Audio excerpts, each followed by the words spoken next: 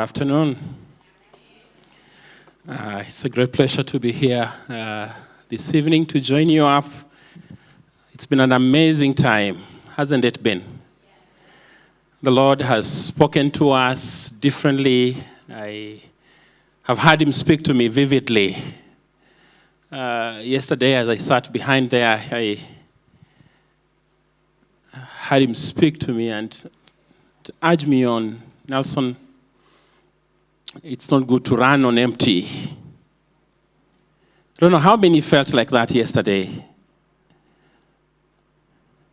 Just oscillating between you are managing and you're moving towards empty.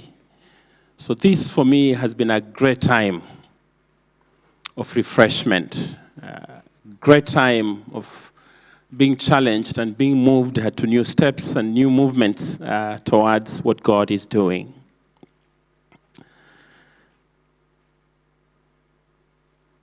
In many ways, we have conferences happening, and they happen many times.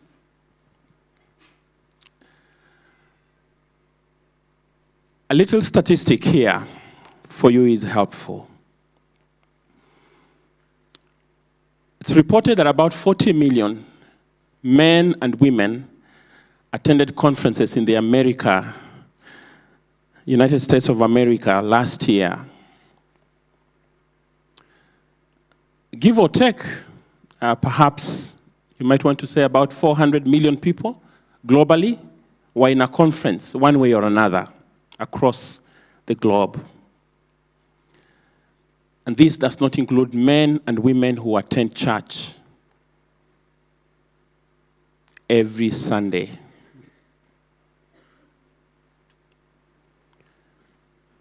But perhaps it's to ask, what do we get from all that investment? And as I sat here, I kept on wondering, lots of resources have been spent to bring us here. Personal resources, time, God's people have given money, businessmen, influential partners and business patrons of WWO. But what happens to that investment? Will there be something different after this conference? 2 years ago, we were coming out of COVID. And as we were coming out of COVID, I felt persuaded that I needed to do something that will help pastors go back to church and go back with strength. Because churches were opening after about an hour, for the case of Kenya, 1 year. In places like Uganda, it took about 2 years. And the burden was huge. And leading an alliance that has over 70,000 pastors was very heavy on my heart. And so I wondered, God, what is it that we can do together? A small team of staff, no money, and no people, and no message at that time. By the grace of God, I encountered a ministry and a little book written by Chip Ingram, The Art of Survival. And I spoke to him and spoke to Tim Innes, who is his vice president for international relations, and said, I want 80,000 booklets. I have a target. I would like to reach 70,000 pastors. We prayed about it, and he said yes. I raised $150,000 US dollars to help me publish those little books in Kenya, in Swahili and English. Then after that, he sent me a trainer, one man, who we accompanied and did training for us in about 45 different locations. And by the time we had finished that session, about 40 days in different locations across the country, we had trained 2,487 pastors. And we asked these pastors move and go and help other pastors. And each one of them had a target of 20 pastors. And they left and went.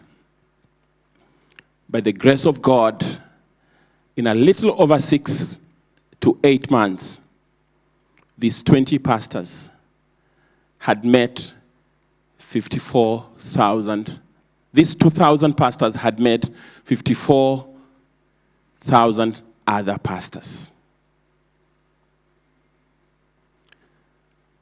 And so Paul will write to Timothy and says, the things that you have heard me say, what you have heard me say,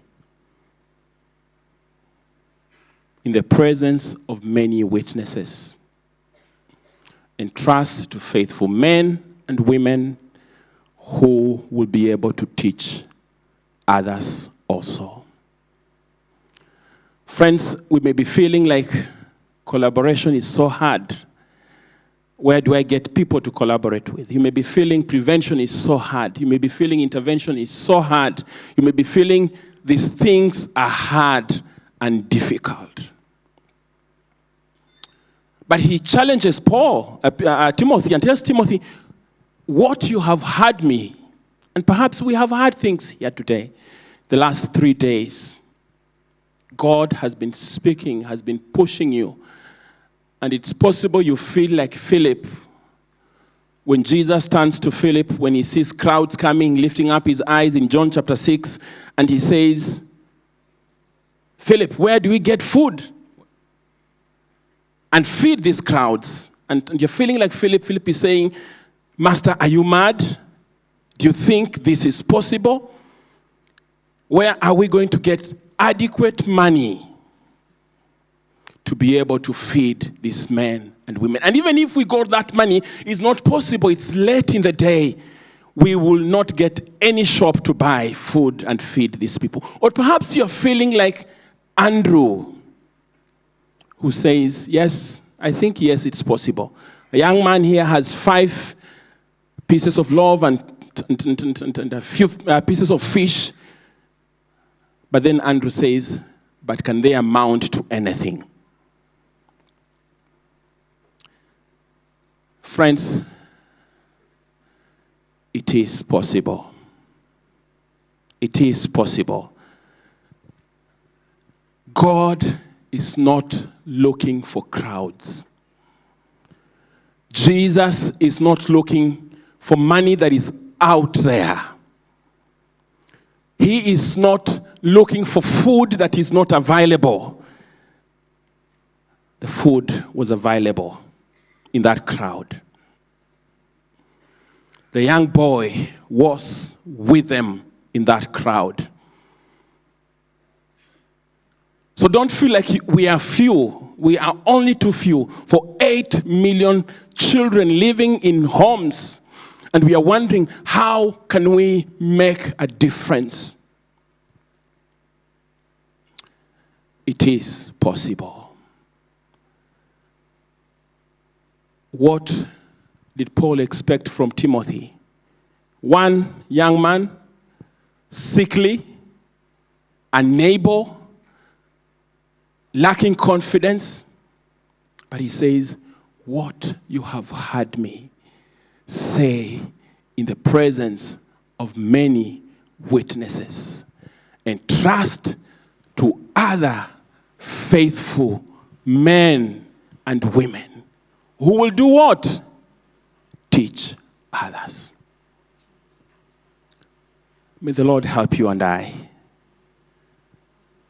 that we will look up to Jesus and we will trust him in our little corners, in the places where we disperse from here, beginning tomorrow or tonight, to see what God is able to do. If Jesus wants to feed the crowds, he will feed the crowds. If he wants children out of homes into families, he will get children into families.